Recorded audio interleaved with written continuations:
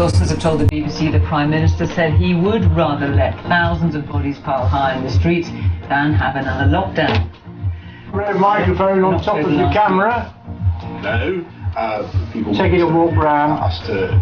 Have a listen to the wind noise, eh? Another day of damaging claims, another day of denial, another day... Onto the computer and have a look at it.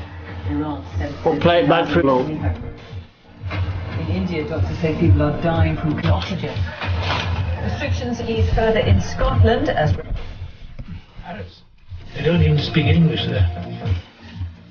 And coming up on the BBC News Channel, the return camp of Patrick Vieira all join a bid to buy the club.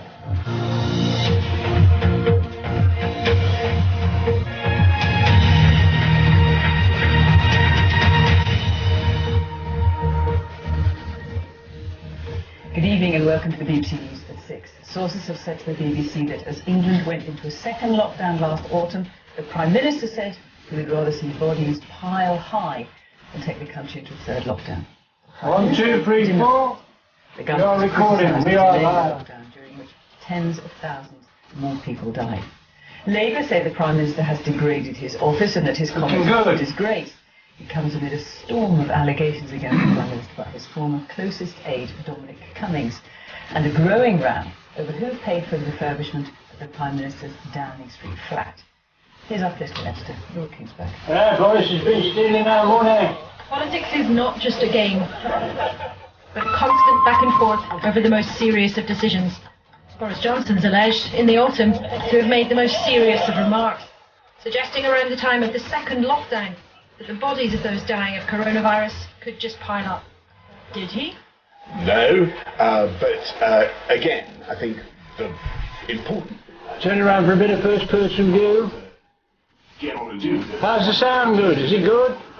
Lockdowns work. Yet back in early autumn, it was tense.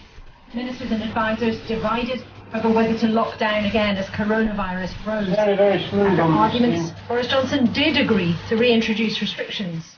You must stay at home. You may only leave home for specific reasons. But several sources familiar with private conversations at the time say the Prime Minister did then suggest he would let bodies pile high in their thousands rather than repeat the process again. At the time, Dominic Cummings was by Boris Johnson's side. Now the Prime Minister's former chief advisor is very firmly out of government and very firmly on the warpath. There's a list of dangerous claims stacking up at Downing Street's door, not just about the Prime Minister's attitude during the pandemic, but about how contracts were awarded, what promises he made, and how and who paid for an expensive makeover of the Downing Street flat, where he lives above the shop.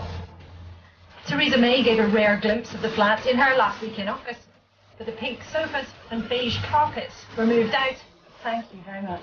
When Boris Johnson and his fiancée moved in, it's claimed Tory donors initially picked up the tab for tens of thousands of pounds of renovation. If so, that should have been declared, and that hasn't happened yet. And the most senior civil servant in the country wasn't willing to shed much light on it for MPs this afternoon. I asked you whether you were aware whether or not any private donations had been used to refurbish the flat. It's a straightforward yes or no, really. So